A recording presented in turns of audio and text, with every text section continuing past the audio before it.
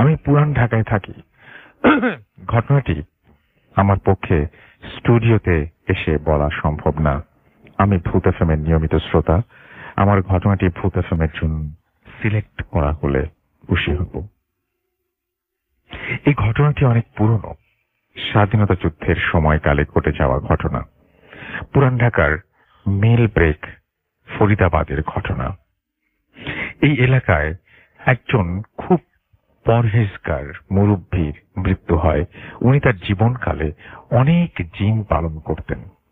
এখানে একটি কথা বলে রাখা ভালো, তিনি তার মৃত্যুর আগে তার পরিবারকে বলে গিয়েছিলেন যে তার মৃত্যুর পর তার লাশের যেন কিছু করা না হয়।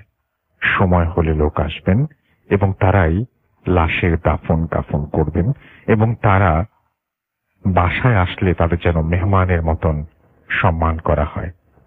তার পরিবারে ছোট পুরুষ মানুষ কম থাকায় লাশের কি করবে কেউ বুঝে উঠতে পারছিল না। এমন সময় শুরু হলো ঝড়। একে তো যুদ্ধ, তার মধ্যে ঝড়।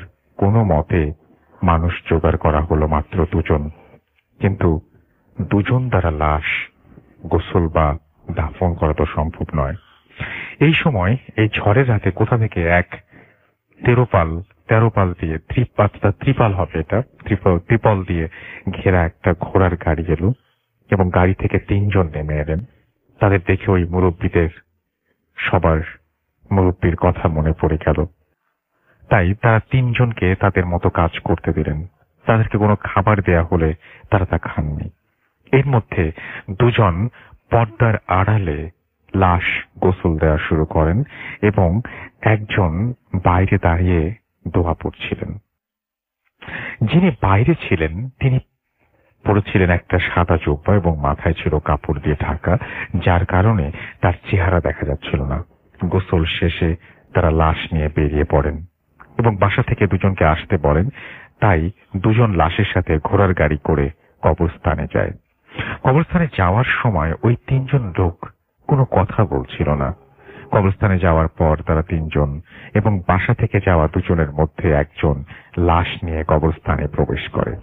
যিনি লাশের খাটিয়া কাঁধে নিয়েছিলেন তার কাছে মনে হচ্ছিল যেন খাটিয়াতে কোনো লাশ নেই, একদম হালকা। তিনি সামান্য ভয় পান।